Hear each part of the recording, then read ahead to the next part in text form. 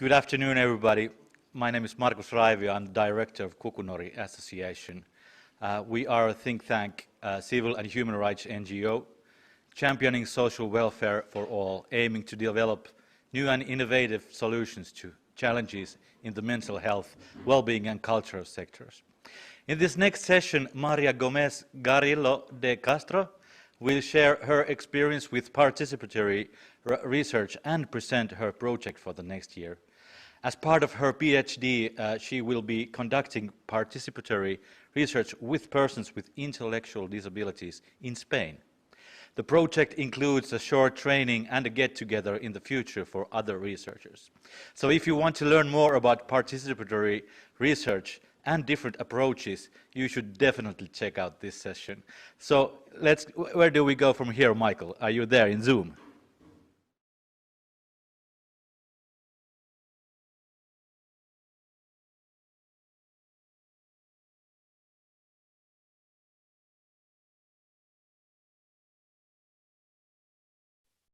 Michael, you're on.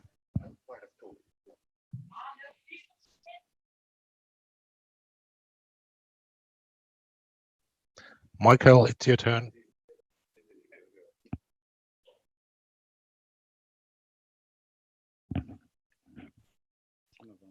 Michael, please.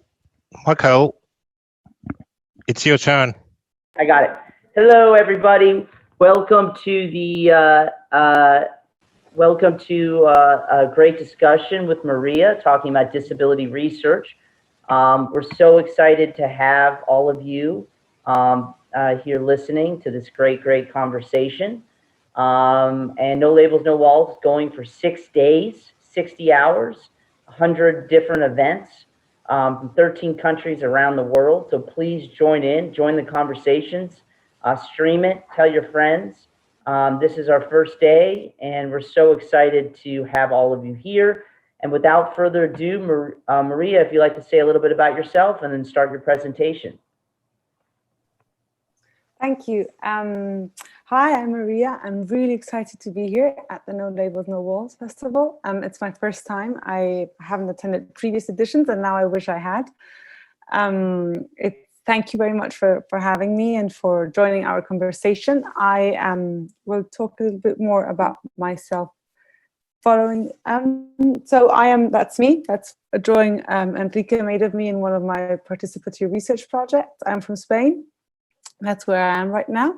I find it incredible to be able to join global conversations with people. And I guess the pandemic has had very bad things, but one thing I think is we've become more aware of the potential we have in connecting. And I am part of a European project which is called DARE, Disability Advocacy Research in Europe, which I wanted to present to you because I think we could continue the conversation through that project, and because it has made it possible for 15 of us. Here we are. These are my colleagues.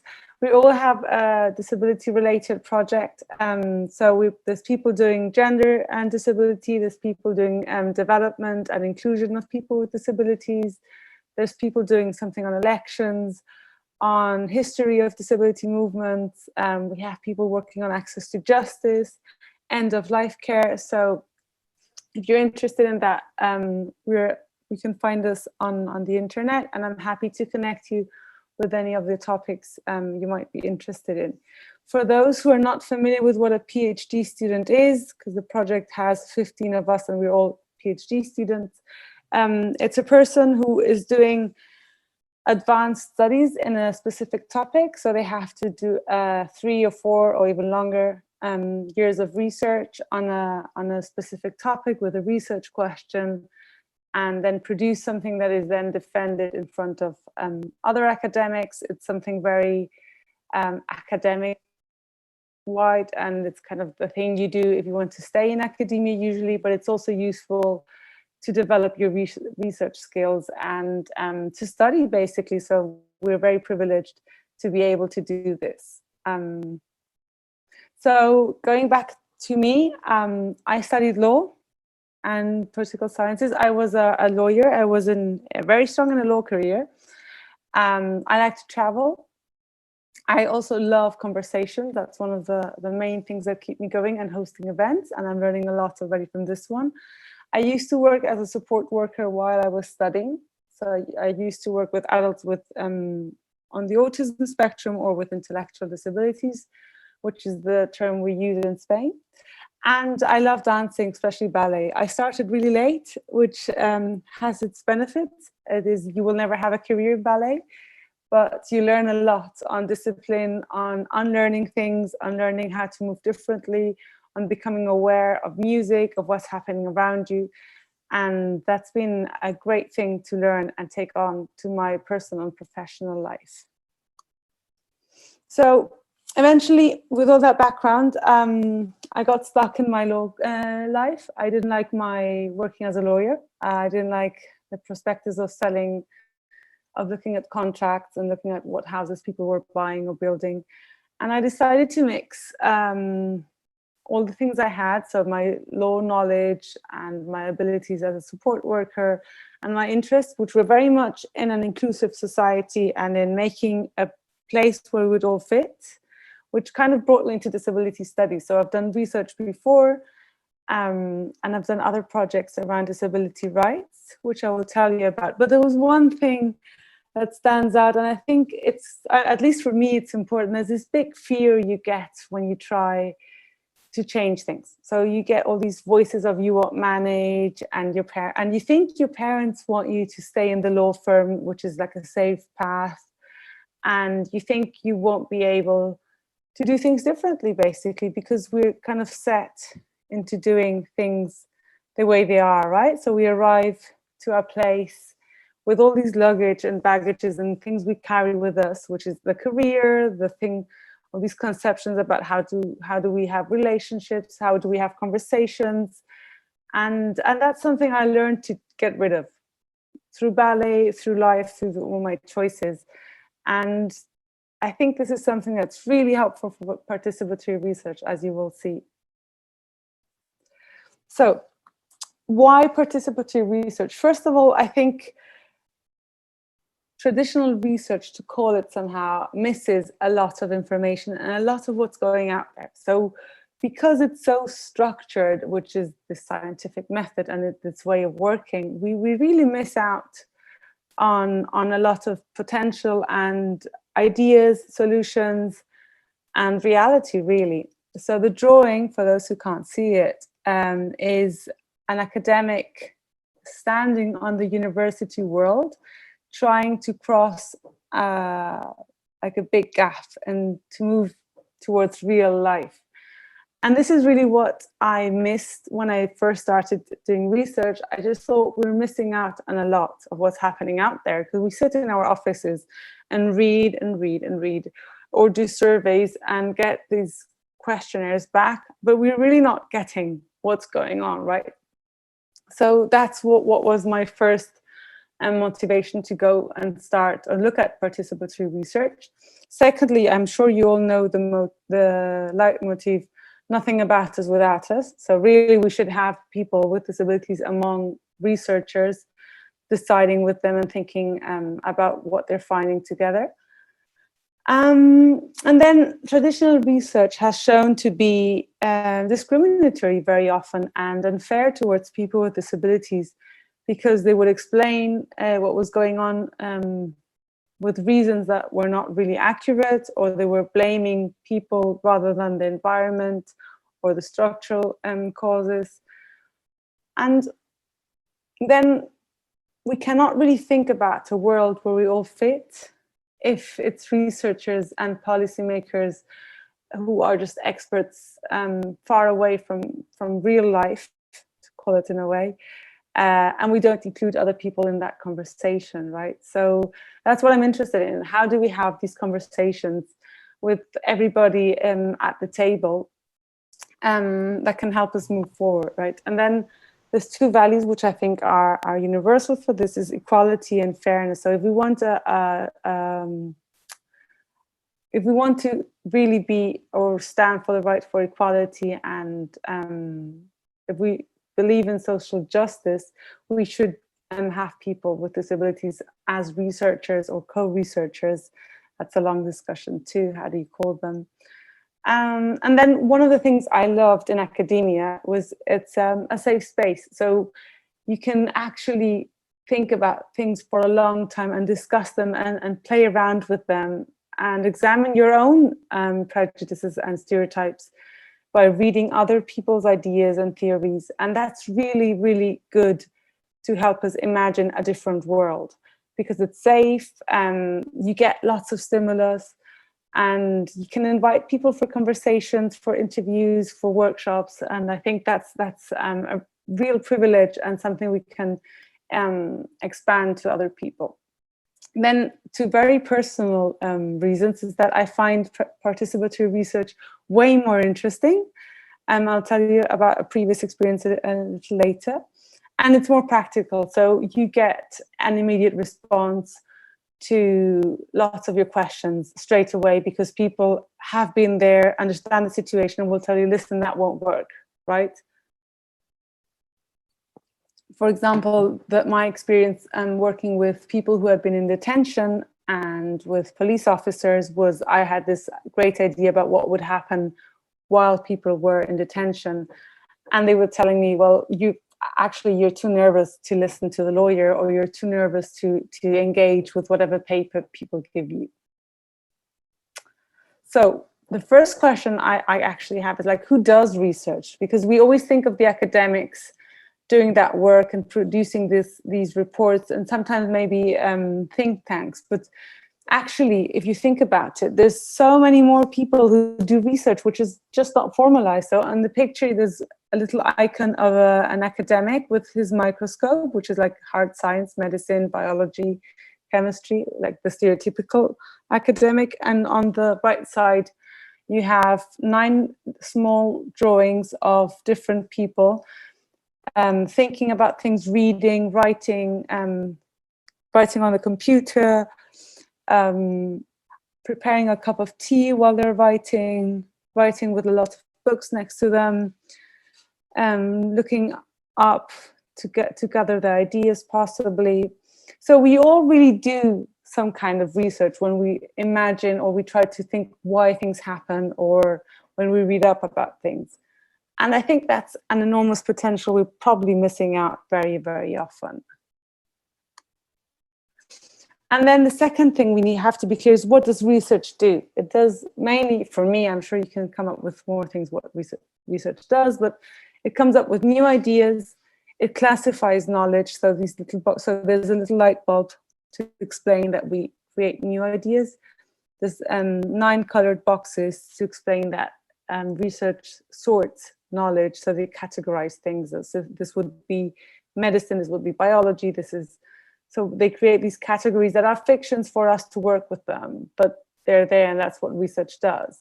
It connects ideas, so there's a little chain here, explain to show that ideas are connected through research, and then there's a chain that's broken, and that's that research sometimes questions the connections we've done. For example, if you think of disability studies, we had the medical model for a long time, where the person was considered to be disabled because of their because of a medical condition, and disabled researchers questioned these connection of ideas and came up with a social model. For those who are not familiar with the social model, very briefly, Mike Oliver in the UK came up with this model, and instead of placing the disability on the person, it's actually the environment that creates the disability. So in the picture, you'll see a person sitting in a wheelchair in front of a staircase, and the medical model would say the impairment is a problem, we should cure her or give her prosthetics, while the social model of disability, which is the one we work on under right now, says the stairs are actually the problem and we should be building a ramp. And this is something that only came up when disabled researchers started to join the conversation, and the impact has been massive, as you all know, and we can still see. So participatory research. Here, this is a drawing from my previous project I told you about. We had 4 conversations. They were half a day long. And we had people with intellectual disabilities who had gone through prison or through detention and a criminal procedure or criminal proceedings, police, lawyers, and human rights academics sitting down at a table and talking about what actually happens when you get arrested by the police, and what works and what doesn't, and what type of support we want. And it was really an amazing experience, because I think we all entered the room not knowing what we're doing, and it immediately became clear we had something to contribute to the conversation, but nobody was an expert on the topic. And that was an amazing feeling. We all learned from each other. I'll talk about this a little bit later. If you're interested, especially. So going back to that image of the girl standing in front of a staircase with all these luggage she has to leave behind if she wants to embark in a new adventure or in a different lifestyle and choices. Participatory research does a very similar thing. You have to let go of old assumptions. You have to let go of the idea of being an expert. You have to recognize experience as a source of knowledge. Now, this is a very long discussion, especially social sciences. They want data, they want observations, they want objective knowledge, and that's something that's questioned very much by participatory research. And you just have to let go of that, and you have to recognize that people can be experts by experience, and that it's a very, very, very valuable source of knowledge. The second thing is, I strongly believe everybody can participate. We just have to make sure we accommodate people and they're free to decide how much they want to get involved. As a researcher, you cannot decide alone or control everything. And this is very scary for researchers, because of their ethics committees and because of the research project that sometimes is subject to funds. Sometimes it's because you want to make sure it goes well, it's your job. You want to make sure everything works out the way, and you have deadlines, you plan everything out, and then it doesn't go the way you want. And that's absolutely okay, because usually something different and more interesting comes out of it. But you have to accept or assume that you won't be in control of everything, and that's okay. A very, very important point, and if you don't respect this, you won't have a participatory project, is that you have to share power. You have to let others decide. You have to decide how you want to decide, whether you want to vote, whether you will have a little team, whether there's some points you will discuss, whether you'll give options and then people can choose options. But you have to share that, and you have to give over control, which, relating to the control thing, can be very challenging for people, especially when it touches upon difficult questions where you get to your own stereotypes or your own preconceived ideas of how the world should be. You really have to let go of those two. And then a very basic one, and yet I don't think we're doing it quite right just yet, is accessibility. You have to make sure that your events, your documents, and everything you do is accessible for people. Now, I have a plan right now, because I'm doing my PhD and it's on participatory research with people with intellectual disabilities, and I decided to summarize it really briefly for you because I'm more interested in the conversation. I'm going to do information sessions starting in October, I think. Then I'll do trainings, and I'm very interested in hearing what do you think I should be training people on. After the trainings, all of this is voluntary for people to join in. You don't have to do the training to then do the research with me, but you can do the training just because you're interested in it. And then the way I intend to get people involved in doing a co-research project with me is I'll get out an inverted job offer, which was an idea I got from Clina, a colleague of mine from Galway. She works at the Centre for Disability Law and Policy there, and she's great.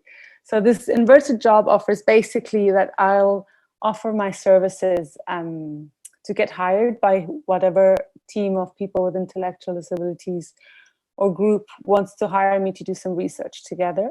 And we would basically try and decide our commitments in an agreement. I would still get paid by my university, and we have some funds to pay them as well.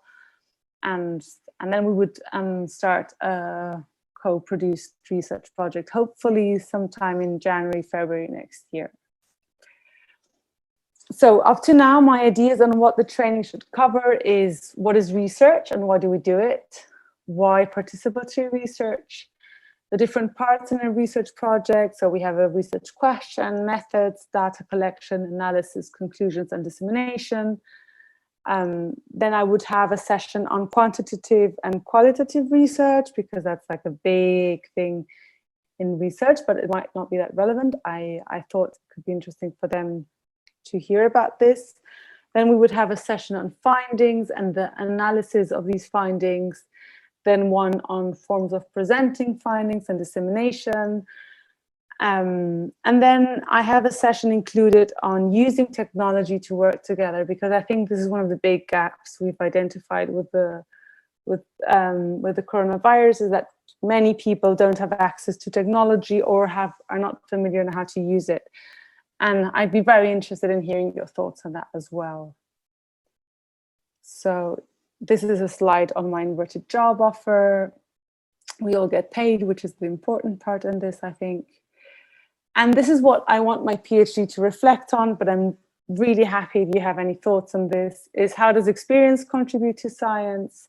What are good ways of doing participatory research? What is my role as a non-disabled academic? What is our role? Mine as well. And what can policymakers and policy learn from this? So my PhD is in social policy, but I can write it from a more general perspective. So I don't know, how am I doing for time? So it's past. So if you want, I can let you know, I can tell you a little bit more about my previous experience. What we did, because it was a sensitive topic, is we had a confidentiality rule. So we would share experiences with that, and we promised, or we signed a confidentiality agreement that basically said that whatever we said in that room would not be told anywhere else. The drawing at the bottom is the main members of the group. They were different and they're having a discussion. We would not correct anybody's experience or story. So one of my fears when I started was having people who had been through detention tell very traumatic stories, and police officers feeling uncomfortable, or the other way around, police officers denying that experience. Fortunately, I had great people in that project, and that didn't happen. Actually, it was a fantastic moment where people who had been through detention with a lived experience and police officers were understanding each other at a level where the rest of us was not. And I found that incredible. It was very magic. It was a very magical moment. People with lived experience who joined the project were paid, the rest wasn't. I paid for expenses, obviously. And it was all voluntary. So if you went to one session, you did not have to go to the other sessions. Most of the people came to all sessions, some didn't. We had incredible conversations, and from that project, we developed a legal proposal on providing support during detention for people with disabilities, especially for people with intellectual disabilities. I had somebody at the meetings, a fantastic illustrator, and these are the pictures I'm showing you now. So he would write down and take notes, which is great if you don't have to do that yourself. And he would do little drawings of what we were talking about. So in this one, it's all in Spanish, sorry, I translated it. But basically, there's this barrier here saying la citación, which means the message, the letter you get from the judge saying that you have to go somewhere, which is really difficult. You don't understand, right? So there's this question of what does this word mean? And the legal jargon is not understandable. And we were kind of proposing whether they could use simple language instead of having a translation, because very often when you try to interpret legal language, you can get it wrong. So maybe it's easier if you have it straight away. Then we were talking about how do you make decisions whether you want to declare in front of a judge or not. If you hadn't slept, if you didn't get any sleep while you were detained. We talked about impressions around lawyers.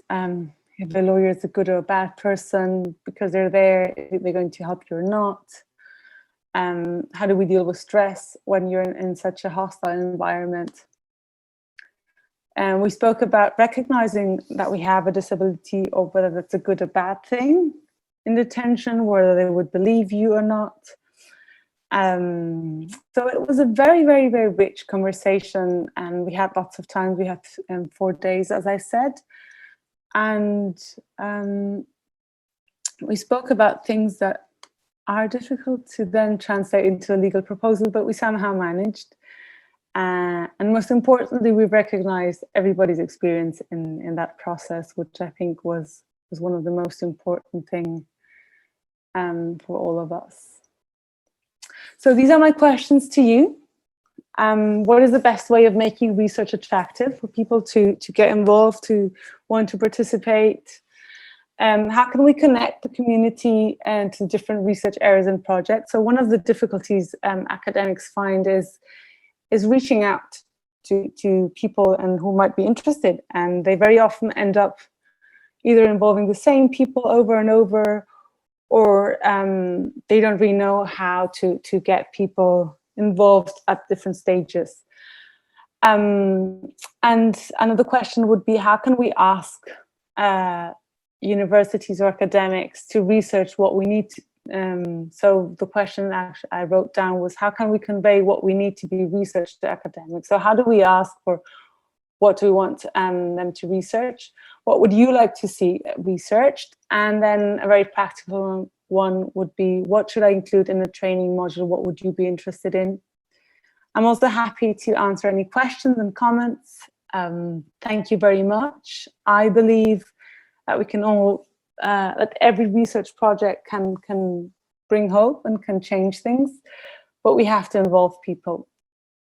So thank you. Thanks again. Here are all the websites. The illustrations I've used in the presentations are by Miguel Gallardo, Enrique Flores, and the NAM project. My Twitter account is María GCDC. My email address is also there. And I'm happy to answer questions, and here are my questions to you.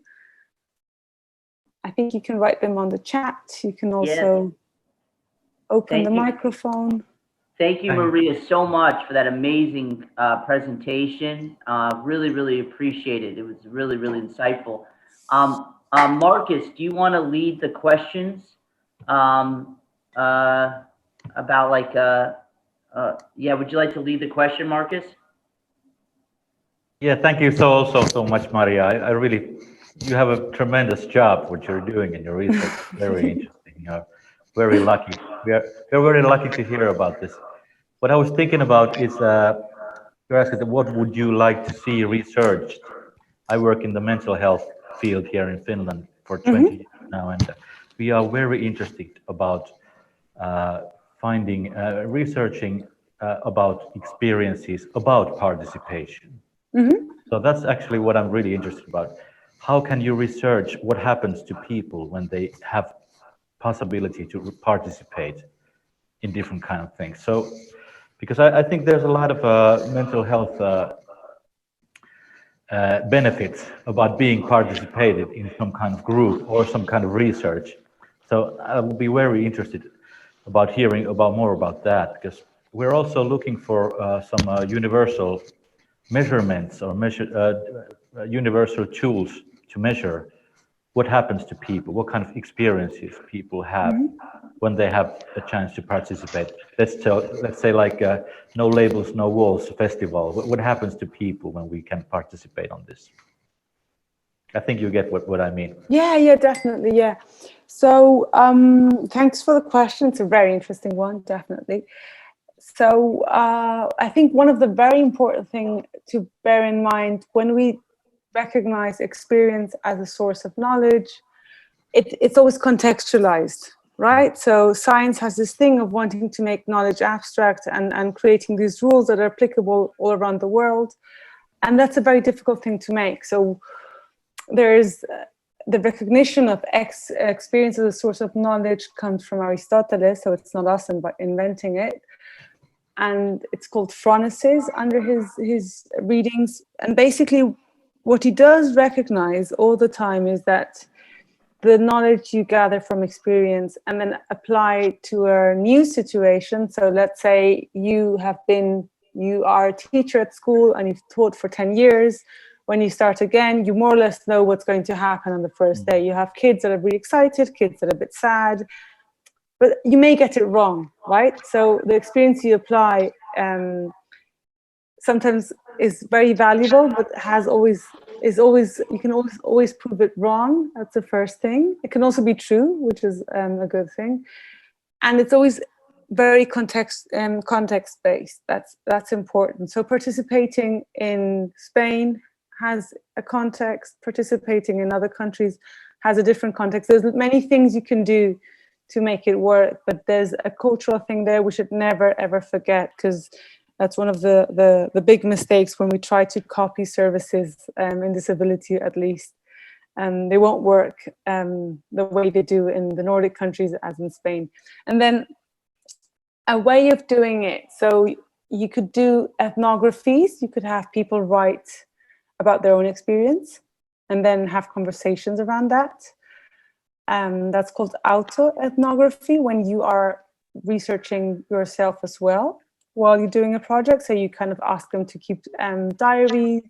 There's very interesting things now on doing research and on Twitter conversations. So you launch a question, people answer, and then you analyze the thread and what are the themes that come up.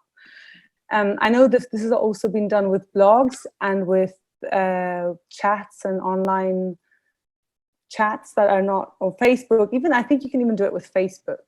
To be honest, WhatsApp groups are fantastic for that, because you can ensure privacy, so you know who's there. You kind of create your own safe space. You create your rules around that. And if you want to think about a project and then involve people in that project, you can have, there's like different ways. You can have an advisory board, which is a very light version of participation, where people just advise on certain parts of the research. So imagine you say, oh, I want to research how people experience this festival. And then, well, you get a couple of people who attended the festival and say, well, listen, what should I be looking at? And they tell you, and then you go do it and then come back and tell them what you've done. And that would be an advisory type thing. That's very light. You can, the involvement is minimal. You can have a more collaborative thing where people mix up and everybody does their own bit.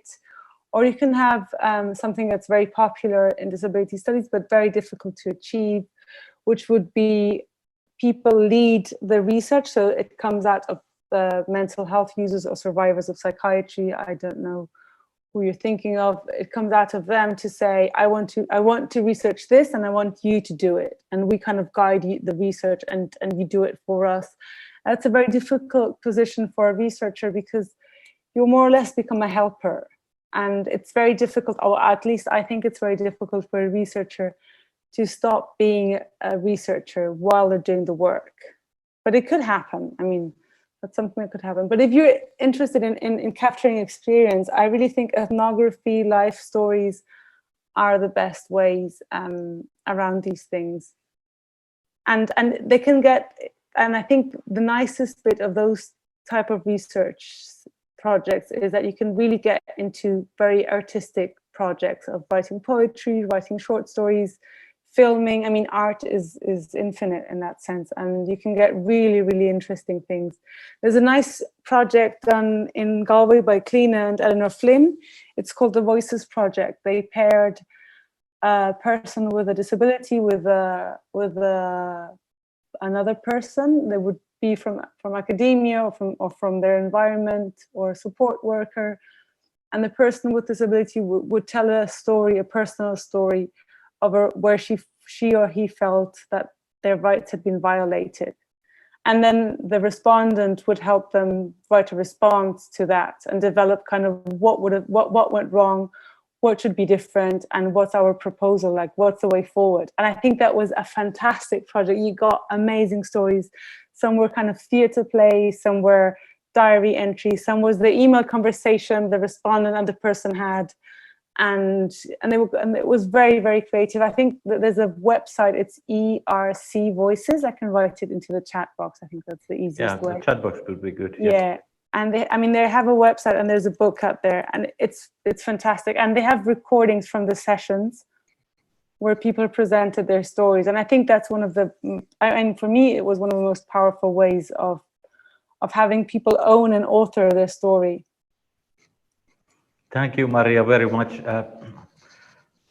So what do you think? What do the other participants in this Zoom meeting think? What would you like to see researched over here? So what should Maria do next?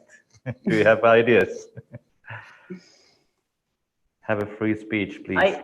I think, speaking from America, collaborative models, we work with people with disabilities, and the big thing that we see, at least, is that they're always, and this is part of the festival, they're always labeled the disability first and then who they are after.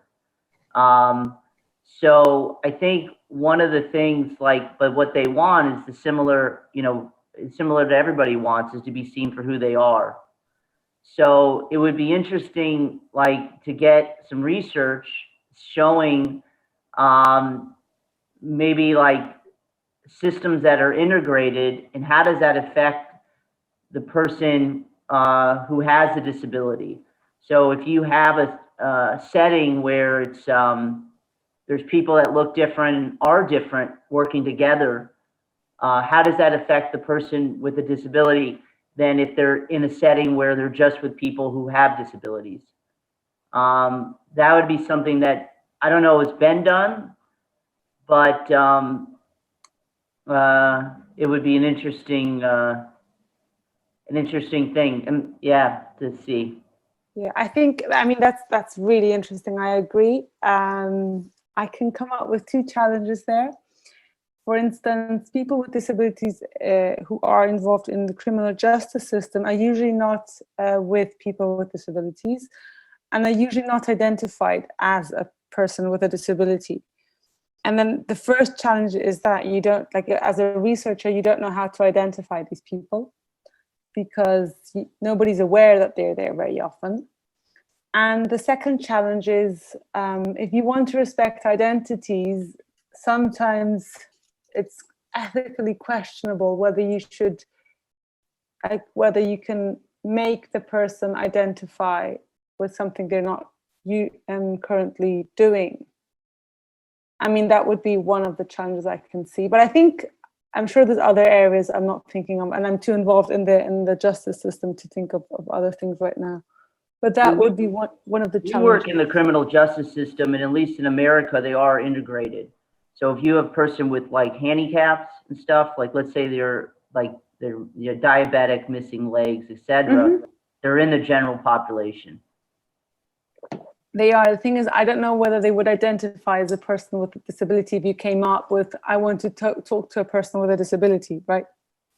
Oh, I see what you're saying. Yeah, I guess it was something separate from the, I'm sorry, yeah, maybe it was confusing. No, not at all. I think it's a brilliant point, and it's one of these things when we start saying it's an inclusive community, you're already pointing out at something.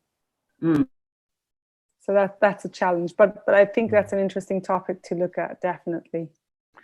Yes, I think that's an interesting question. We have a lot of services here in Kukunori in Finland that we have some challenges to research or have questionnaires, because we don't really ask for people's disabilities or abilities. So it's very hard when our financing system is asking how many people have issues that you have in your services, and we just don't have any answers, because we don't ask that kind of questions, because we would like to have this out of labels and out of stigma services. So it's I think it's very artificial to go ask for, please, you cannot come to our services before we know what kind of disability do you have, and so that gives us a challenge. Yeah, So and do we that's have, also maybe how yeah, we have sorry. to think about research as well, like researching the environment rather than the people, maybe. That's a good idea. I have a question. Yes. My name is Roger, and I'm a little late, but I caught most of it. Thank you for sharing, Maria. Good stuff. I've been involved in a lot of stuff you're talking about. One of my things is sometimes people don't know they have a problem. Like homeless people, they don't know that they end up, there's actually a mental illness attached to homelessness, because after a while being on the street, you lose sense, you lose hopelessness, you get depressed, you get a whole bunch of stuff. A lot of veterans are out there and a lot of addicts. And so there's a huge thing around, but I've been involved in 12-step programs for a long time. And so I think one of the things that you could say to people is say, hey, if you think you might have a problem, please check out this process we do.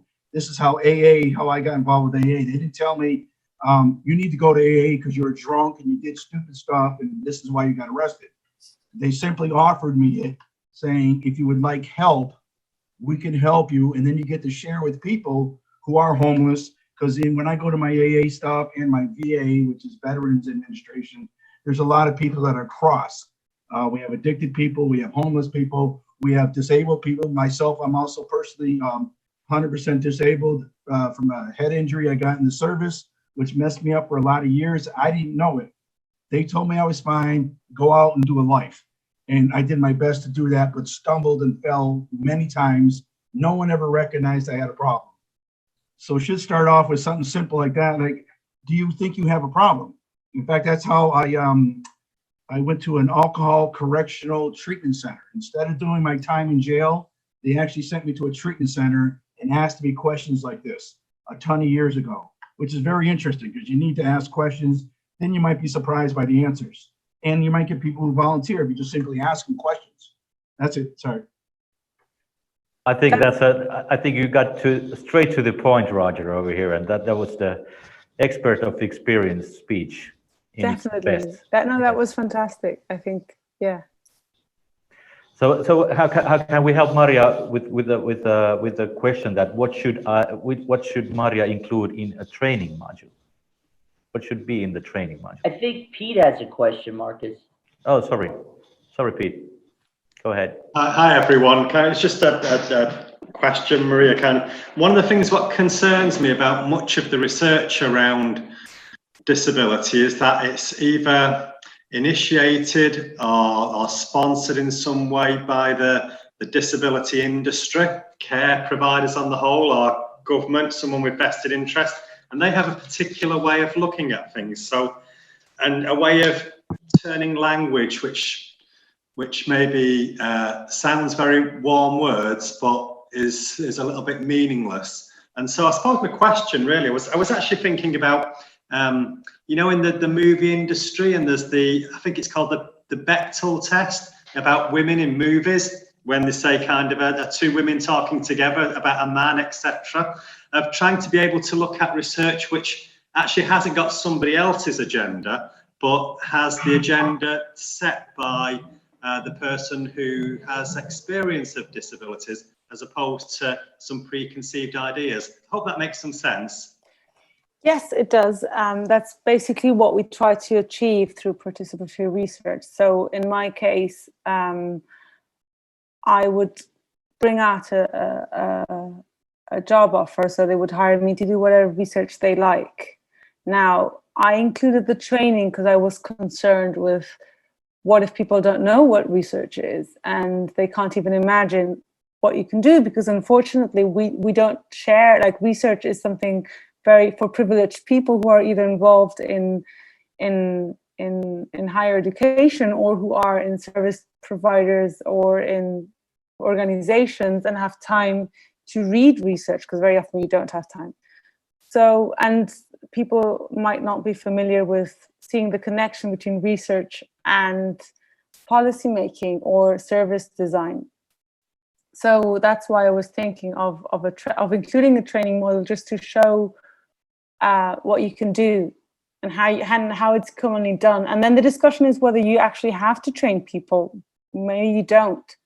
I mean, that's another very big one.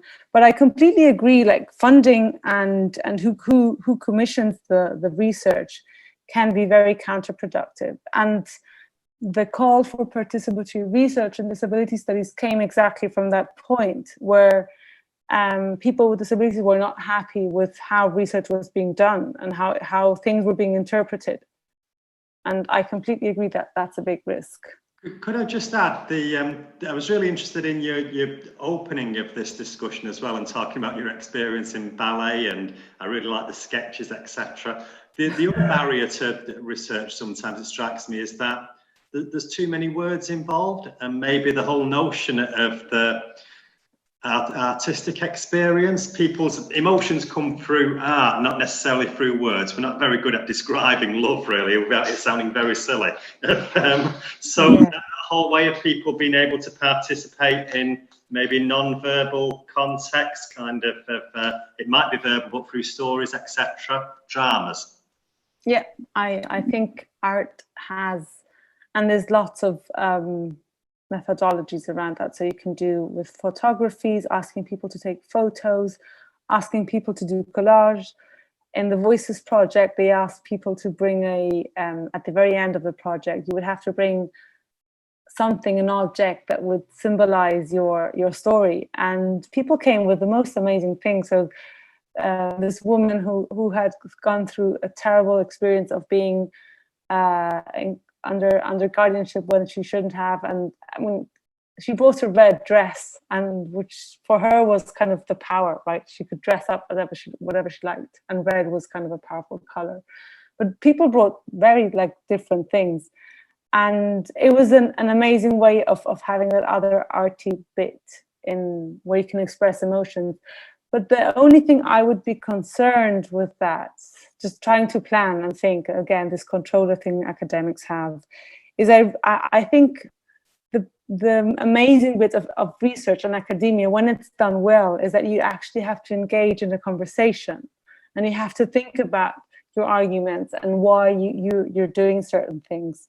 So one thing is getting your story out and you being the author and you saying how that experience was.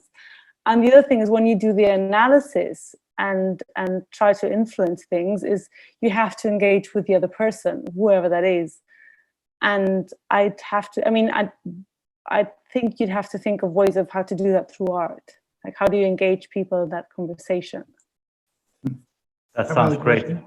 Or an answer. Yeah, so I was thinking about your pictures you had of the wheelchair, and then they said a ramp. There's also wheelchairs that can walk upstairs. Yeah. So another, you know what I mean? So there's a whole, so you get more people to get together, the more visions you can get. And then also someone says, why don't we make the chair walk up the thing? And you're like, wow, that's kind of cool. You know, so that's what I love about talking and doing this kind of thing. And what I love about my 12-step program I go to, when I tell people I have a problem, we start sharing, and then we find similarities. With similarities becomes, well, for me anyhow, it becomes creative thinking, and how can we help our same things get better. And so that's why I like participating in this. And that's it. Thank you so much, Roger. We have a couple of minutes left, so I think we should all consider also Maria's question. How can we connect? Maybe it can be more connections than just communities. How can we connect industries, different scientists, different people, different organizations to different research areas and projects? So maybe we should just start to connect so we can find some solutions. As Roger said, that when you find something similar and shareable, that you always use it. Thank you so much, Maria Gomez. I think we had a really great 1 hour here, and I really enjoyed this a lot. So thank you. Marcus, can Alistair, did you have something you wanted to say? You had your hand up for a while just before we go. I just want to make sure we get to you. Yeah, no, it was just a bit about, thanks, about that, some of that discussions about what you identify with in terms of disability. And I think coming back to Roger's points, it's about, for me, it's about the opportunity to engage with stuff and not be judged. So that, for example, in the prison system and the justice system, there's a lot of people with disabilities, with dyslexia, with various issues who are undiagnosed.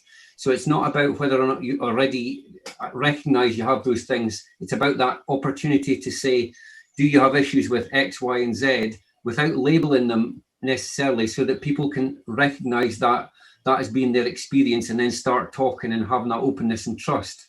And also just coming back in that bit about how we show things for people who don't have a lot of language, including a bit of art. I mean, one of the things that we've talked about is, like, for Ewan, who's going to be doing a thing tomorrow as part of this festival, and we've used, he struggles with a lot of communication, and we use short animated videos.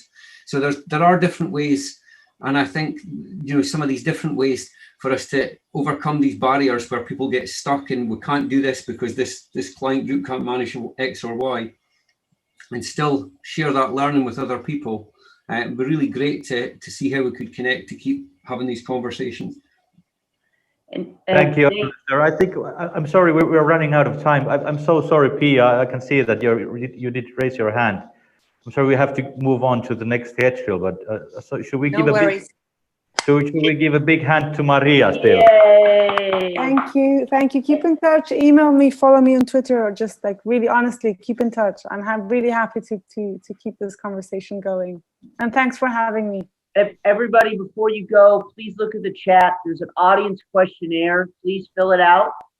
Next, we have the Morrisers dancing. So please, it's going to be fun. We're going to dance together. It's right happening in about 2 minutes. The way that we get this whole festival works is integrated audiences. So we all kind of, same to see Maria, let's see other people so we can connect together and make these connections.